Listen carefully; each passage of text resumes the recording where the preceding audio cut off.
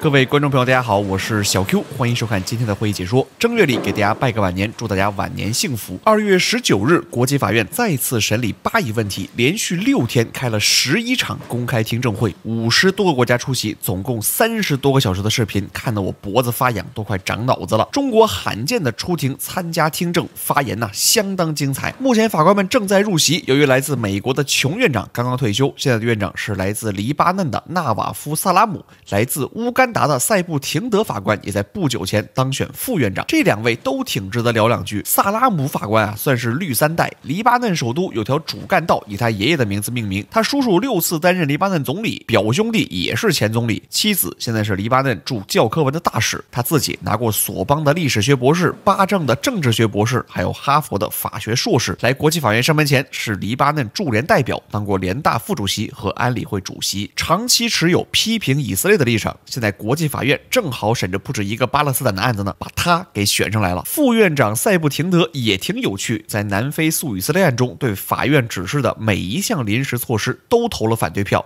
甚至比美国法官投的反对票还多。我们要知道法官是联大和安理会选出来的，院长和副院长却是15名法官自己内部选出来的，这个选举结果就非常好玩了。我们稍微介绍一下今天这个案子。这和南非诉以色列种族灭绝案是独立的2件事。本案源自2022年底联合国大会通过的一份决议，请求国际法院就以色列占领巴勒斯坦领土问题发表咨询意见。这时候巴以这一轮冲突还没爆发呢。什么叫咨询意见？南非诉以色列，这有原告有被告，这叫打官司，法院给的叫判决。那么联合国大会或者说有些专门机构遇到法律问题搞不明白，找国际法院咨询咨询，国际法院呢就给个意见，这就叫咨询意见，没有强制约束力，但有重要的法律价值。20年前的2004年，实际上国际法院就针对以色列在巴勒斯坦被占领土修建隔离墙的法律后果发表了咨询意见，认为以色列的行为违反了国际法。但是这一次的咨询意见进一步问了2个重要问题：第一，不仅仅是隔离墙，而是以色列持续侵犯巴勒斯坦人民自决权的整个占领和控制行为违不违法？第2个问题更关键，对其他国家和联合国产生了什么法律后果？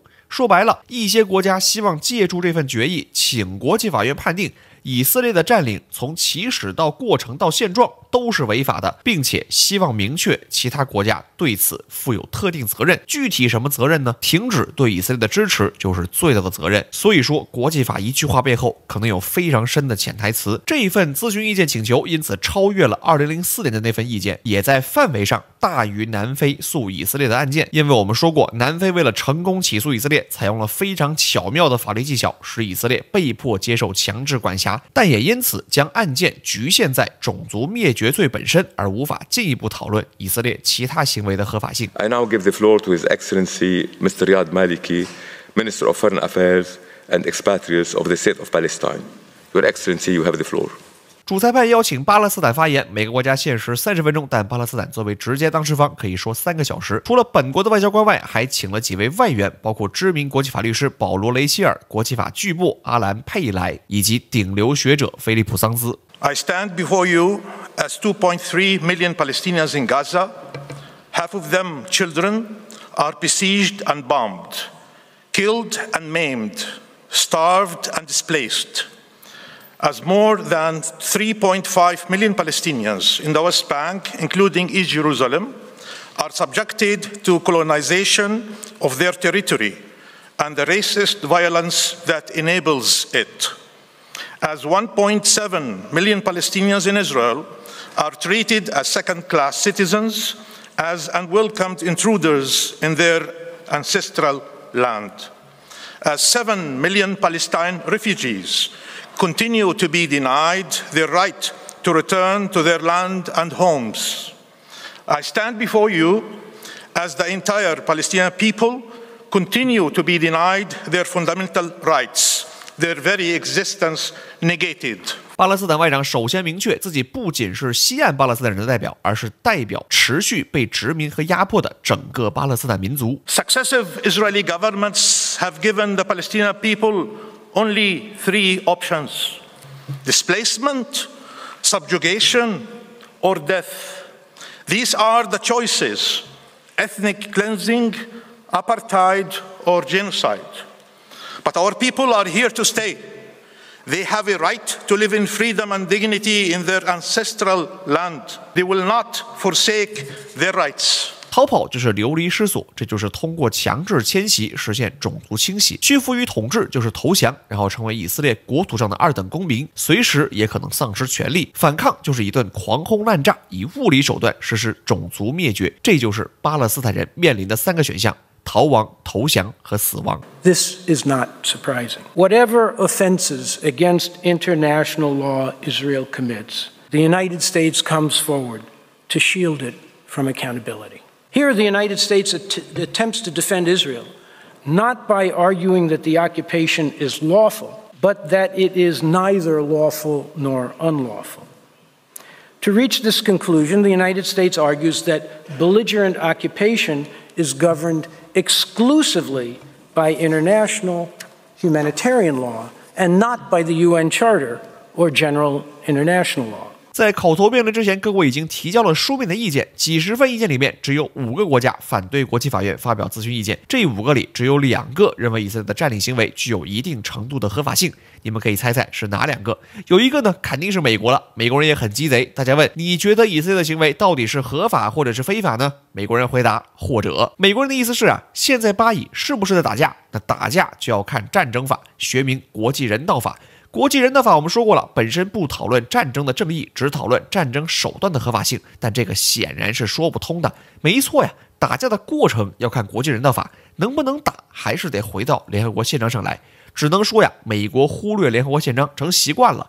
这位保罗·雷切尔律师也很有趣，他就是美国人，号称大国杀手。为啥呢？他曾经代表尼加拉瓜在国际法院控诉美国，结果大获全胜；代表格鲁吉亚起诉俄罗斯，但法院没受理；代表毛里求斯在查戈斯群岛对抗英国，也打赢了。您可能会说呀，哇，这律师啊，真是正义的化身。您别着急，菲律宾搞的那个南海仲裁案啊，他代表菲律宾。所以上次我解说国际法院就讲了，律师就是拿钱办事儿，他和您的观点是否一致，不取决于他，而取决于今天谁出了钱。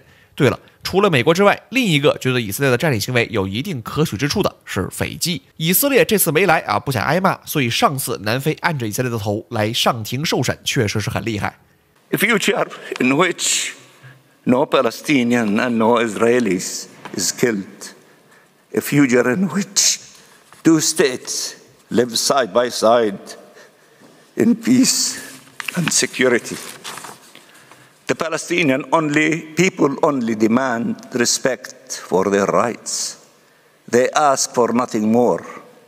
They cannot accept nothing less and nothing else. The future of freedom, justice, and peace can begin here and now. It is within your power to give the clearest statement possible on what the law is, what it requires, and what it means in practice for all members of the United Nations. We trust in your wisdom, your fairness, and your dedication to justice and the rule of law. 曼苏尔大使大家已经很熟悉了，声情并茂，也是再次明确巴勒斯坦别无他求，就想在此求一个公正，就想在世界上求一处生存。国际法院的公开听证是重要环节，有关国家可以积极表达意见，一般外交代表负责阐述本国立场，律师或者法学家负责阐释法理，把国际法朝着对自己有利的方向理解。I shall now give the floor to the representative of China.His Excellency Ma Jinmin。马新民，外交部条法司的司长，法学背景，一路从条约法律司的科员干到副司，外派一任大使，又回来做司长。今天代表中国发言，他的老前辈前任条法司司长薛汉勤，2010年当选国际法院法官，连任至今，今天也坐在裁判席，这就叫咱上头有人。实际上，这是中国2009年科索沃独立问题咨询意见案后第2次参与国际法院咨询意见案的口头程序。2009年代表中国出庭的，恰好就是当时的外交部法律顾问薛汉勤。Mr. President, it is a great honor and privilege to appear before you on behalf of China. China is committed to promoting the rule of law in international relations, stands in firm support of the court in preserving and safeguarding international peace and security, international order, fairness and justice. 我看有人问呢，为什么中国要在国际法院用英文发言？有人回答说呀，怕用中文被外国媒体断章取义，这属于重大误解。国际法院的工作语文只有英文和法文，仅配有英法翻译，所有发言必须由英文或法文完成。还有人说呀，马司长的口音很中国，是不是故意的？这应该就是真实口音，不是说外交部专门发明了一种规范的中式英文发音表示与众不同，而是说呀，口音本身就不是衡量英文水平的标准，我们中国外交官也没有必要故意使用某种腔调啊，比如伦敦腔啊、纽约腔啊。就像大家说中文，不同的人说出来的普通话不一样，这很正常，不是说非得说成京腔或者台湾腔。英国代表团也没一开口非得跟女王似的啊，当然女王人也没了。Some written statements claim that there are compelling reasons for the court to decline to render advisory opinion. Their main concerns are an advisory opinion would circumvent the principle of consent. 这里马司长战术性擦脸。Second, the advisory opinion would undermine the established legal framework. These two arguments are not tenable. 第一种借口就不说了，第二种借口确实也没啥道理。国际法院只是根据既有法律框架进行具体阐释，就好像国内的司法解释是为了更好的运用法律，而不是破坏既有法律。所以中国到这里就得出了结论，这事儿啊，国际法院有权管，也应该管。接下来自然阐述中国对实质问题的理解。The Palestinian-Israeli conflict stems from Israel's prolonged occupation of Palestinian territory and Israel's long-standing oppression of the Palestinian people. The Palestinian people fight against Israeli oppression and their struggle for completing establishment of an independent state are essentially just actions for restoring their legitimate rights. 追根溯源，是以色列人的持续非法占领和压迫行为导致了巴勒斯坦人民的反抗。巴勒斯坦人有权争取民族解放和国家独立，但这里是否包括武装反抗呢？ Numerous other resolutions recognize legitimacy of struggling by all available means, including armed struggle by peoples under colonial domination or foreign occupation, to realize the right to self-determination. 民族解放哪有不流血的呢？武装反抗、殖民压迫、寻求民族自决，当然是合法。这不是我们说的，这是联大决议说的。It should be emphasized that the use of force in the name of exercising the right to self-determination outside the context of colonial domination or foreign occupation is not legitimate. 先打个补丁，你们不要回头搞个大新闻，把台湾问题也聊到自决权上去，这是中国内政。Meanwhile, during legitimate armed struggle, all parties are obliged to comply with IHL, and in particular, refrain from committing acts of terrorism in violation of IHL. 所以你看，这个口头陈述真是非常严谨。民族自决好不好？好。是不是谁都可以民族自决？不是。民族自决的过程中，可否武装斗争？可以。武装斗争能不能用恐怖主义手段？不行。那哈马斯到底是合法的武装斗争，还是非法的恐怖分子？对不起，无可奉告。中国代表的发言，反正是完全没有提到哈马斯这3个字。The question of OPT involved both legality of occupation per se and the legality of Israel's act during the occupation. The former falls under jus ad bellum, while the latter is merely regulated by IHL. If occupation is unlawful, the occupying power can neither acquire territorial sovereignty nor resort to self-defense against armed attack that occurred in the occupied territory. This is rooted in the legal maxim. I quote, "No one can take advantage of his own wrong." End of quote. 以色列的占领本身是非法的，基于非法占领的自卫也就无从谈起。However, this does not rule out the possibility for the occupied power, based on temporary administration as a last resort, to take necessary forcible law enforcement measures against individuals or entity in the occupied territory. 话要给你绕回来了。虽然占领国不能在被占领土使用自卫权，但作为占领管理的一部分进行必要的强制执法也可能是可以的。但以色列的这个军事行动是不是必要的呢？目前看来可能不是，但我们中国就是来提供点法律意见，法官们自己看着办。反正我们绝不认可长期的占领可以成为合法吞并的理由。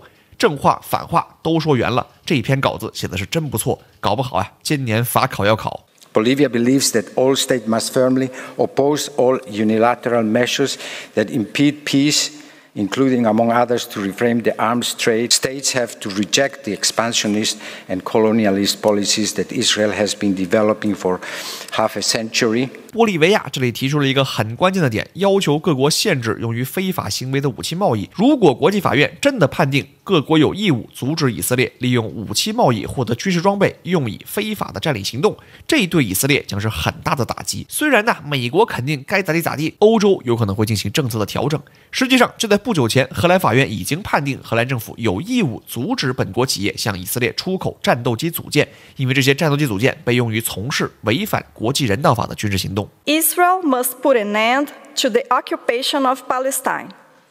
Its primary obligation is to cease and not repeat the acts and omissions by which it occupies and prolongs the occupation of Palestinian territories. 作为和不作为是两个法律术语，你的作为就是你干的事儿，你的不作为就是你该干而没干的事儿。According to the jurisprudence of this court, a state violating principles and rules of international law must provide due reparation.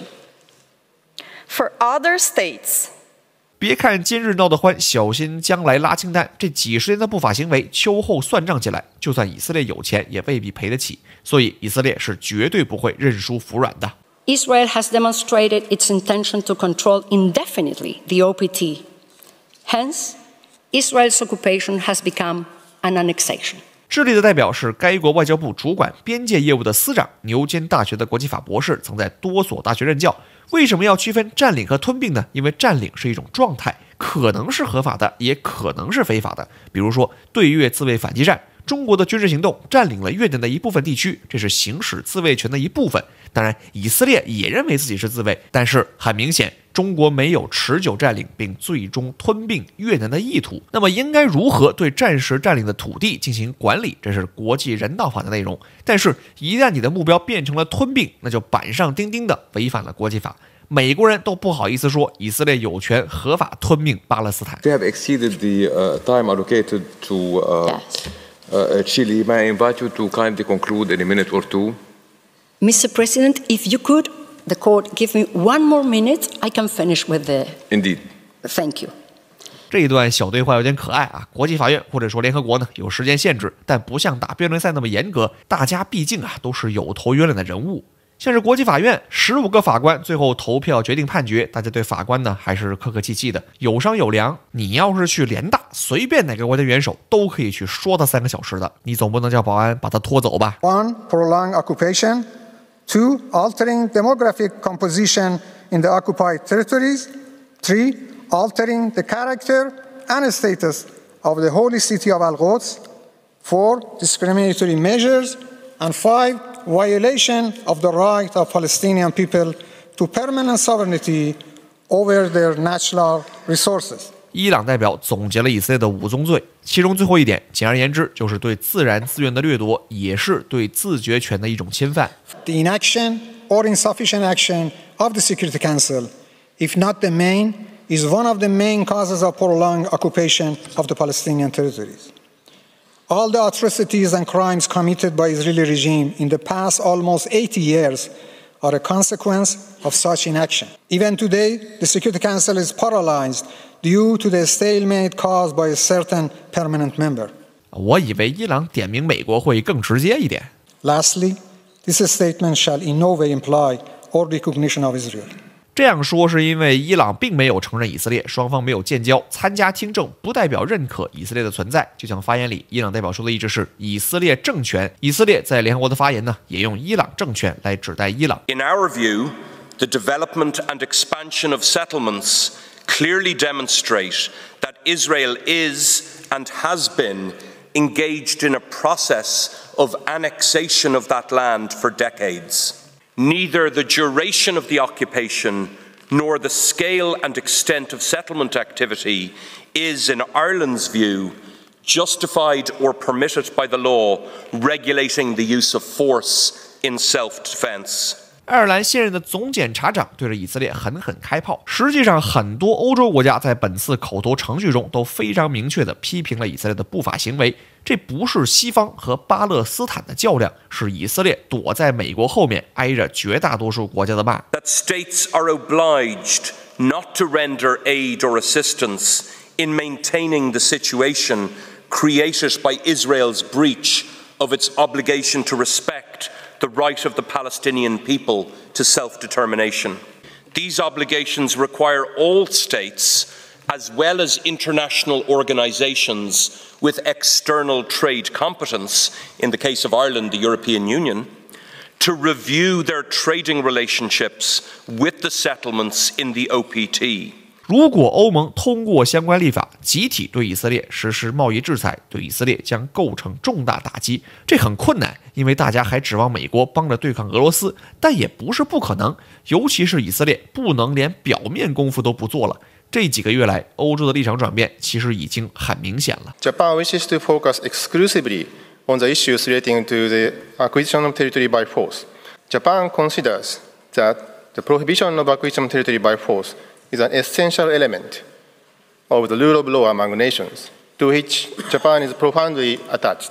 玉屋治良是东京大学法学部出身，现在日本外务省国际法局的局长。他的发言非常佶屈聱牙，配合日式英语发音更难理解，绕来绕去的发言纯粹是故意为之。为什么呢？因为日本人要脸，日本人靠打钱刷声望，在国际社会混，还指望江湖上各位朋友把自己抬进联合国，不可能睁着眼睛给以色列辩护，但是又迫于美国的淫威，不能反手打脸。所以话里话外意思就是，我们只讨论武力取得领土的问题。武力取得领土啊，肯定是不对的啊！什么以色列啊，和以色列有关系吗？啊，不好意思，之前不知道啊。最抽象的是，日本的国际法研究也算是世界一流，硬抓了一位黑人进代表团帮日本说话。It's an honor to appear before you and to do so on behalf of Japan. 达波阿坎德，英国和尼日利亚双重国籍，牛津大学的国际法教授，请他出马一次绝对不便宜。日本人真是费尽心思，找一位黑人啊，有政治正确的加成；找一位英国人，美国人也不好说啥。本身是业内顶级大佬，写教科书的那种，你想找点法律漏洞也不容易。万一说的不对，那也是我们日本政府被洋人忽悠了。所以他的发言实际上才是日本的真心话。 The key question here is whether a state that does not otherwise have valid title to territory can acquire title through a use of force because the state claims to be acting in self-defense. Japan rejects this argument. Two alternative but interlinked arguments support this position. The first is that the principle prohibiting acquisition of territory by force precludes any acquisition of territorial title through force, regardless of whether that force is unlawful or permitted as an exercise of self-defense. Alternatively, and in any event, uses of force resulting in the annexation of territory will never be lawful as exercises of self-defense, since permanent annexation can never be a proportionate response to an armed attack. 虽然阿坎德教授的观点由于日本政府的立场局限于非常小的一个点，但论述也非常清晰有力，算是把以色列的点啪啪啪一顿打。所以了解国际法非常重要，因为它为我们判断正义与否提供了基本的准绳，不是简单的我喜欢谁讨厌谁，也不是谁看起来更惨，而是违反法律就不正义。正义可能会迟到，但不应该缺席。国际法的原则实际上比国内法也简单很多，因为国际法基于各国的共识，很大程度上基于人类最根本的良心判断。就像这个例子，你自卫，结果把别人的土地全占了，人全杀了，别说你是不是正当防卫了，我们要判断的是你究竟算是防卫过当还是故意杀人。 The Palestinian people, its girls, boys, women, and civilian population as a whole, continue to be massacred due to the illegal use of force by Israel, the occupying power. All this takes place with the complicity of countries such as the United States of America. 来自古巴的点名表扬。 These ongoing, grave violations of international law by Israel are part of a wider policy that seeks to dispossess the Palestinians of their land and assert Israeli sovereignty over it. This is manifestly illegal and renders the occupation as a whole unlawful. It is shocking that at this critical moment, some states would rather see this court abscond its responsibility by declining to render this advisory opinion. 来自埃及的不点名表扬。 The gravity of the situation we are called to address has compelled the UAE to participate in advisory proceedings for the first time in its history. 我一直以为阿联酋在安理会的任期结束后，我们很少有机会见到努塞贝夫人，没想到现在反而到处能看见。 International law cannot be an à la carte menu. It must apply equally to all. 英文小课堂 à la carte 原本是个法语词，意思是在菜单上，也就是套餐以外的单点。这个词比 menu 进入英语的时间更早。menu 实际上也是从法国来的，源自拉丁语。 当然，现在英语中 menu 更常用一些 à la carte 一般是高级餐馆用来提高格调的。 I wish to invite the court to consider the following. The obligations to cooperate and to ensure respect for international law carry implications for states in the exercise of their vote on the Security Council. Voting against or preventing the adoption of a Security Council resolution that seeks to put an end to serious breaches of international law cannot be compatible with such obligations. 国际法院大概率不会就这一问题做出判断，应该会选择绕开这一问题。实际上我们当然觉得美国行使否决权是在阻挠安理会采取有效措施，但同为五常，我们很难认可行使否决权可能会直接导致一国违反其国际义务。 The court should not take up the suggestion of some to interpret the questions in this proceeding as encompassing the entire question of Palestine. The request seeks advice only with respect to the legal consequences of the conduct of one of the parties to the underlying conflict. This one-sidedness, which contrasts with the reciprocity inherent in the established framework, contrary to the assertions of some participants. 美国是本轮口头程序中极其罕见的坚定支持以色列的国家，并认为目前的咨询意见请求是单方面的，只针对以色列，而忽略了哈马斯。努塞贝夫人呢，也是给了个小表情，仿佛在说：“你要不要听听自己在说什么？” The challenge for the court is how to provide its advice in a way that promotes the framework rather than disrupting its balance, potentially making the possibility of negotiations even more difficult.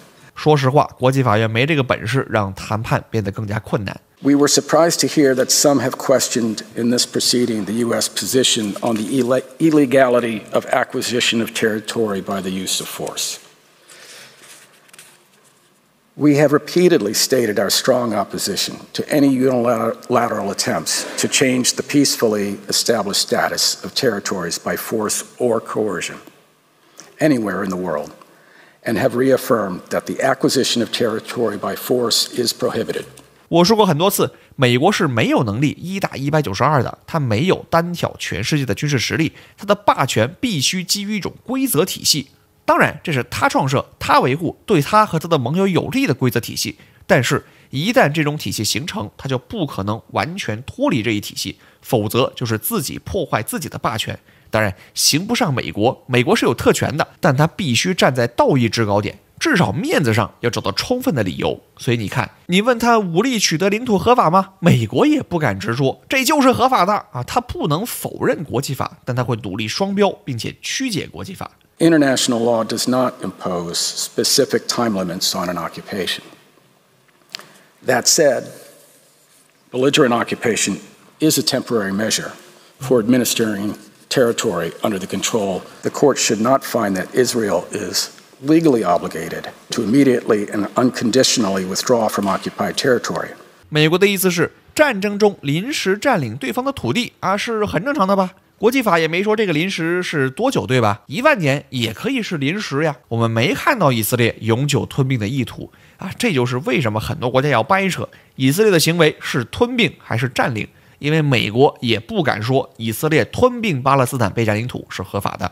但是美国也不是什么白莲花，特朗普时期，美国选择把驻以色列大使馆从特拉维夫搬到耶路撒冷，本身就是承认以色列对耶路撒冷的完全吞并，就差没公开这么宣布了。所以2018年巴勒斯坦就大使馆搬家一事把美国也告上了国际法院，这个案子现在还在排队呢。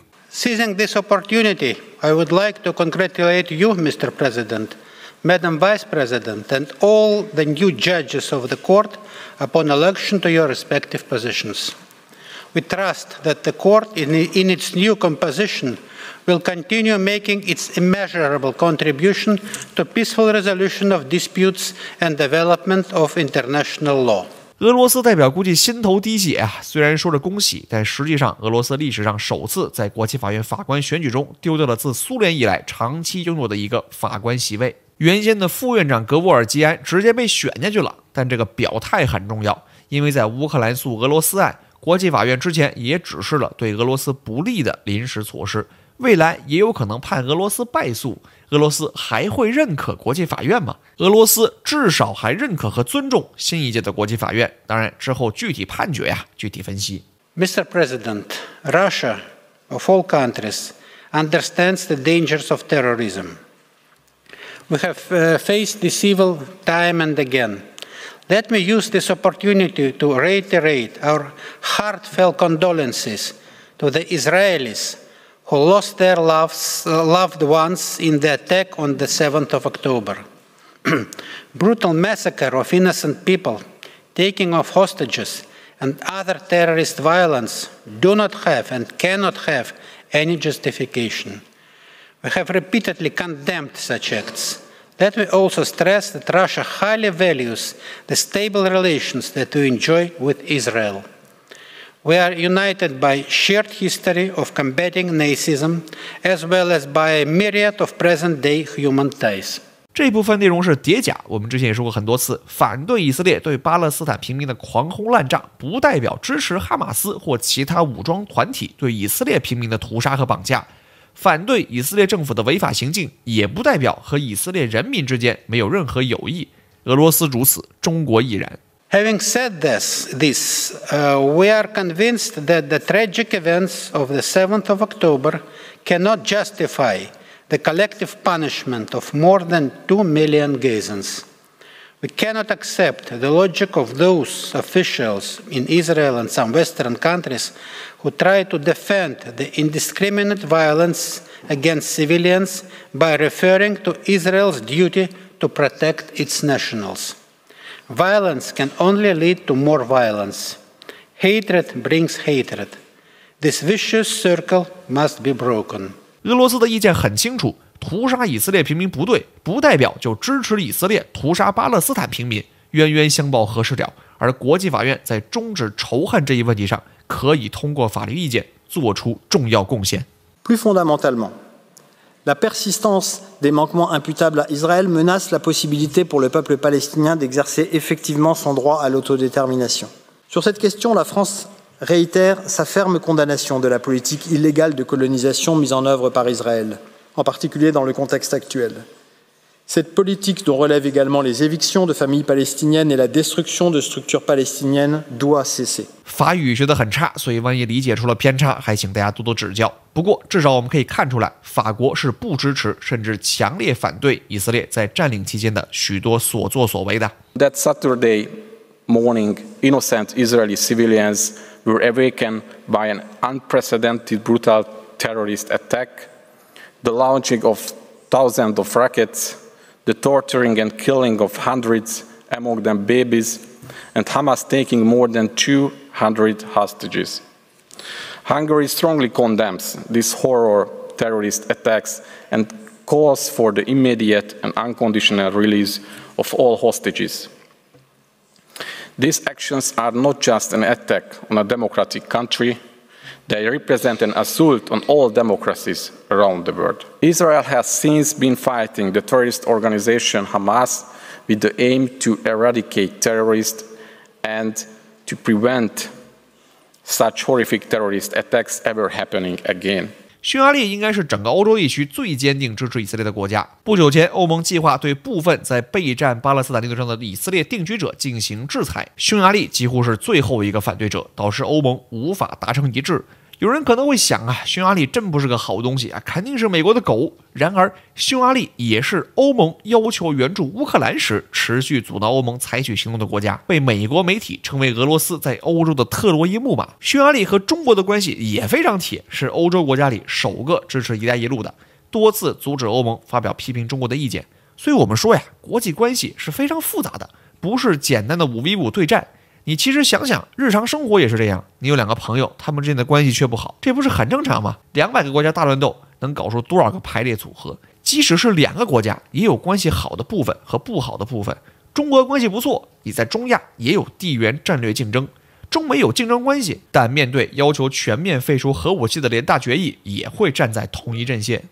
We are of the view that both the present proceedings as well as the proceedings against the state of Israel on application of the Convention on the Prevention and Punishment of the Crime of Genocide in the Gaza Strip may be considered as provocations in the ongoing conflict, not contributing to the de-escalation and an eventual settlement of the conflict.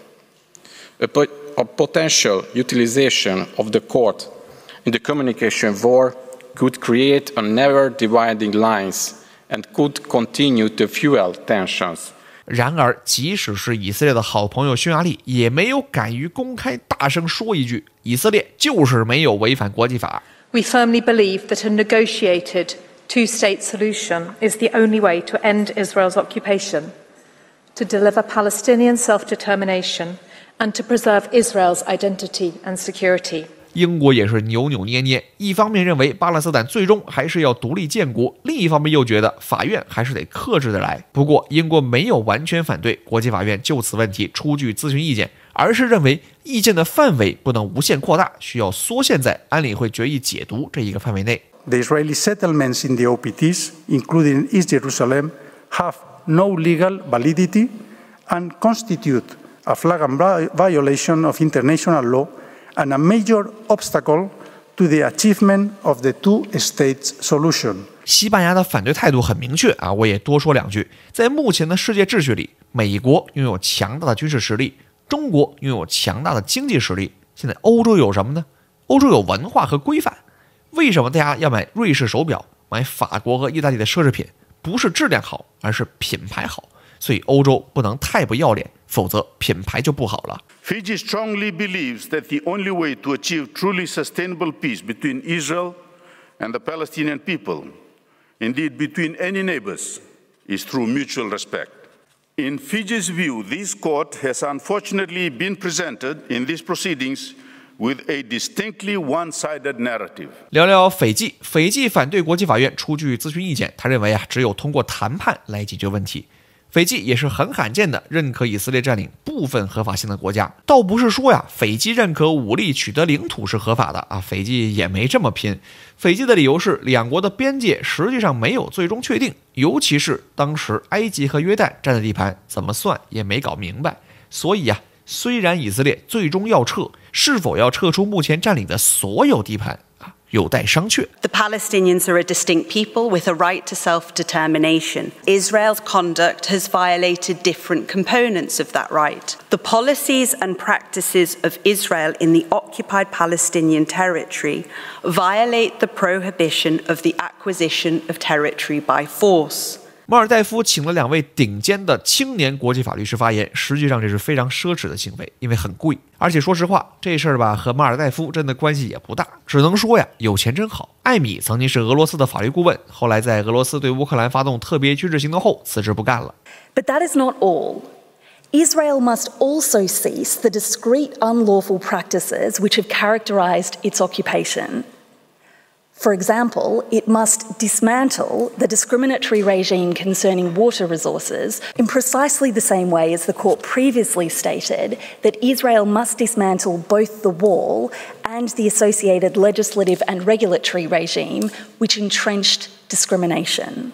At the same time as terminating its unlawful acts, Israel must provide assurances that it will not repeat them. 这位是纳奥米艾米的同事，新锐律师，俩人都是剑桥大学的国际法博士，跟马尔科姆肖也是同事，搞不好是肖的学生。肖是南非诉以色列案中以色列的辩护律师啊，所以你看国际法的圈子真的很小，绕来绕去就这么几个人。As the court has no other business before it today, I declare this sitting closed. 漫长的听证终于结束，接下来是私货时间。我个人觉得这一场国际法院还是非常有意思的，比美国再一次否决那场安理会有趣一些。安理会的巴以问题在美国的阻挠下，可以说进入了比赛的垃圾时间。国际法院是法律与政治交织的地方，从中我们可以看出很多问题，也能看到欧洲国家进一步坚定地批评以色列的不法行为。我们也可以发现，这几年来中国越来越积极地参与国际法实践中。例如，去年中国首次参加国际海洋法法庭口头程序，现在又更多参与到国际法院的口头程序。外交学院的易检和教授作为辩护律师参加到了俄乌案，更多青年学生学者在国际司法机构参加工作。我们以前对国际法院不熟悉，对国际法也不熟悉，没有足够多的人才，害怕自己到洋人的法庭被欺负，这很正常。逐渐我们发现，这里面看着很多弯弯绕绕，其实也没那么复杂。美国在国际法院似乎光吃亏没占便宜，咱们中国有没有机会发挥点影响力呢？现在我们已经不仅是学习，而是把中国人的智慧和理念注入当代国际法体系。这当然是中国综合国力提升的结果，但也是一代代国际法人的努力。对我们个人来说，闲着没事了解了解国际法，有兴趣的话学习学习国际法，保你吃不了亏上不了当。当你再回过头看国际局势的时候，你会发现更多不同的角度。感谢你看到这里，如果你有什么问题，欢迎评论区留言。我是小 Q， 我们下期再见。